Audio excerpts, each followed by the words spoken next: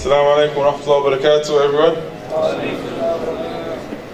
Inshallah, I'd just like to say, wallah, it's a pleasure to be amongst everyone in Birmingham and in Manchester and all the Muslim brothers in the UK. Just for those that don't know me, inshallah, I just want to clarify something. Although I was invited as a spoken word poet to present poetry to all the brothers here and sisters here, I have to be honest with you, I never was a poet.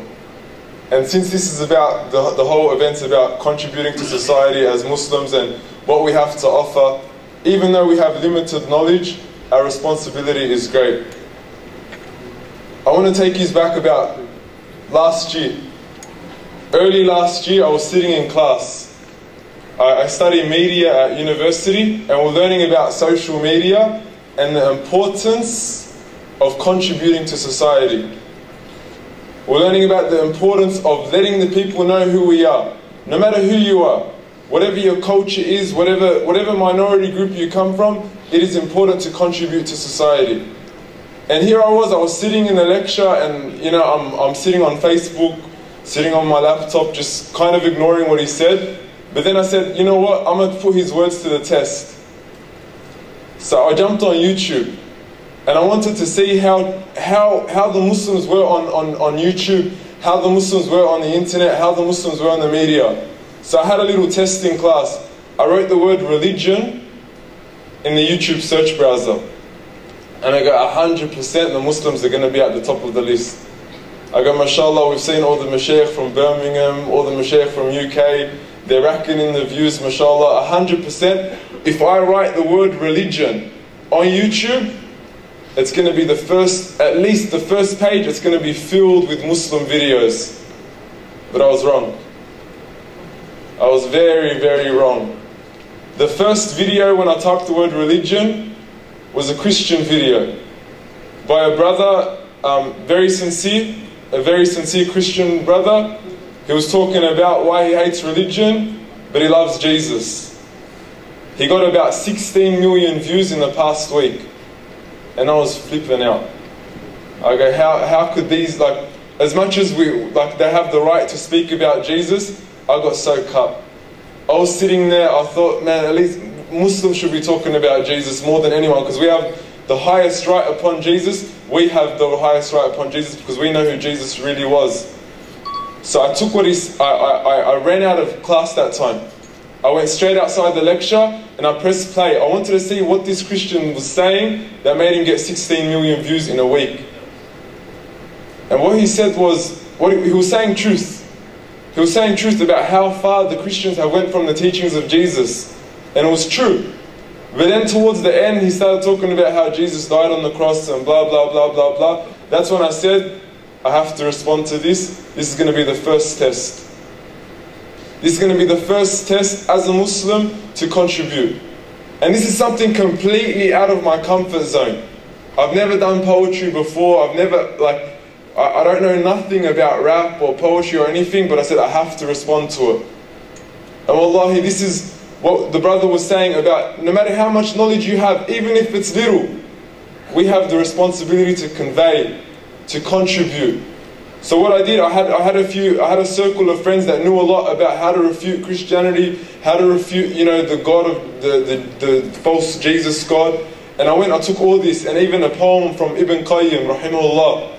And I took all this knowledge, and I put together a poem, and I said, you know what, I have to do this. I called up all my friends, please, I need your help, I need your help, we've got to shoot a video tomorrow, But no one helped me.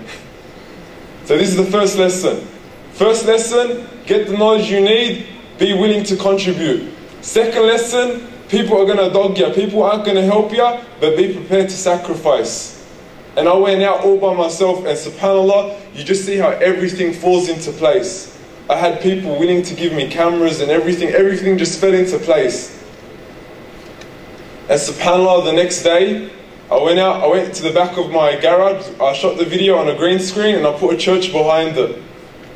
And everyone thought I was filming in a church, but I wasn't. And I taught my little brother how to press record because no one was really helping me. I had to get my little brother to record me.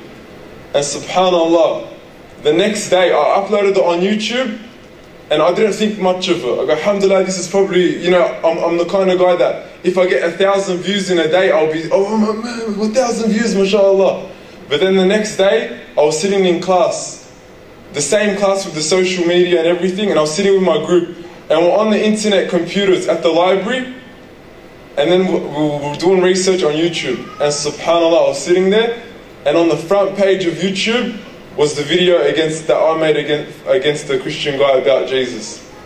Wallahi, in the first day, it got 100,000 views. And I'm not saying this to show off, but I'm just saying this, wallahi, no matter how much little knowledge we have, be ready to contribute.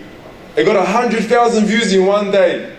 Not me! But subhanAllah, I'm just trying to say that no matter what we have to contribute. Wallahi, we have gold. We have gold in our pockets. We have to take it out and show the world. We have to be out there and show the world. And within a month, it got 1 million views. Wallahi, we have to understand the gold Allah has given to us. With great knowledge comes great responsibility. And when we actually take this responsibility into our own hands, we will do big things. Wallahi, we will do big things. And just to clarify one thing, as the Sheikh said, and as my Sheikh taught me in Australia, there's a difference between fatawa and da'wah. We are capable of doing da'wah, but please stay away from the fatawa, please, inshallah. We shouldn't take that into our own hands. But now, inshallah, I got one poem that I done on atheism and on the concept of God. So inshallah, if I've got time, I wanted to do this one, inshallah. So, you know, lend me your ears and inshallah we can learn a few things. Bismillah ar-Rahman ar-Rahim. What are we doing here and where are we going to go? It's like we just woke up one morning and then it's welcome to the show. Don't ask any questions, just go with the flow. Make as much money as you can and try your best not to get broke.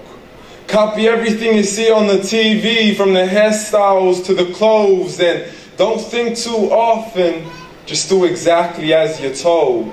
You still hear your thoughts?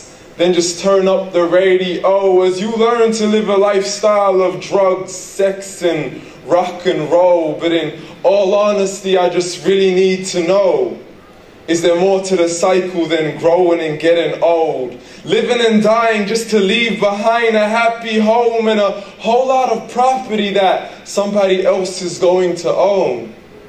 I just really need to know before the casket's closed, because I'm not willing to gamble with my soul, nor am I ready to take any chances. These are life's simple questions and I'm just searching for some answers. Like, what are we doing here?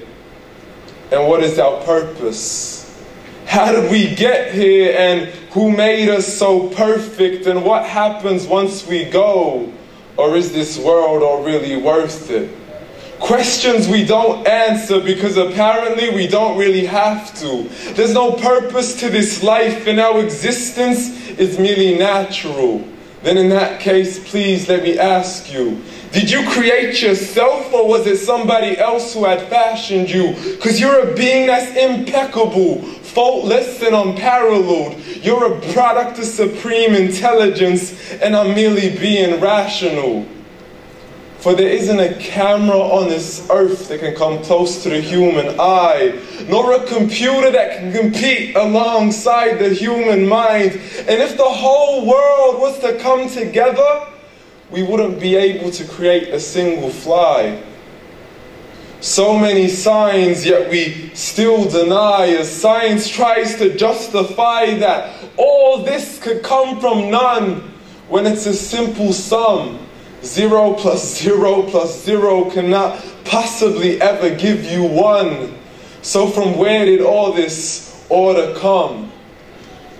For everything has its origins, a maker, a creator of its own. I mean, the only reason you're watching this video is because somebody had to press upload. So we can believe in the Big Bang, but I'd rather believe in He who caused it to explode. Allah, the creator of everything along with every single soul, the ever-living, the master, the only one who is in control. Unlike His creation, beyond our imagination, and no, He's not a man, nor does he nor does he have any partners in association. He's on his own. And nor did he ever leave us alone. Just like every manufacturer, he left us with an instruction manual. The Quran and Islam, and I'm sorry to jump to conclusions, but it's the only one that's possible. The only definition of God is the one and only, supreme being. It's logical. A book with zero contradictions and miracles that are both scientific and historical. Like the detailed description of the human embryo. The mountains as pegs holding firm the earth below. The two seas that don't mix in a complete separate flow. The planets in orbit, alternating night and day as they stay in flow. To the expansion of the universe and the creation of everything from H2O, to the stories of the past and the preservation of Pharaoh, to the lowest point in the land where Persia defeated Rome. And not a word has changed, it's still the same, so please explain how all this was known over 1400 years ago. To a man who couldn't read nor write, as he'd simply recite whatever the angels spoke. And if you still don't believe, please try to come up with something that's even close. But you can't. So we took God as a mockery and his messengers as a joke. Dismissed his scriptures as tales and legends of the ancient folk, saying this resurrection thing is a hoax. This life is the only home we will ever know. We will live, then die, then simply turn to bones. YOLO. Correction. After the grass dies, the rain arrives and it regrows. And Allah promises to do the same thing to your very soul. From your very fingertips to your toes. As the all-seeing supreme being watches us so close, and we are surely being tested in our wealth, our health, our self, and everything that we've been blessed with. So believe, for we will surely be resurrected and be brought back to our Lord and account for every single deed as he hands us our books and orders us to read, from the bad to the good and everything in between. Read. You yourself are sufficient for your own accountability, so don't be mad at me.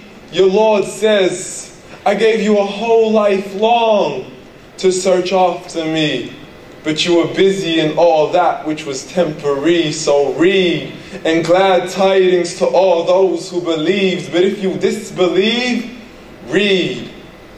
And don't let that day be the first day that you find out what your life really means. Read. Jazakallahu khairan. Assalamu alaikum wa rahmatullahi wa barakatuh.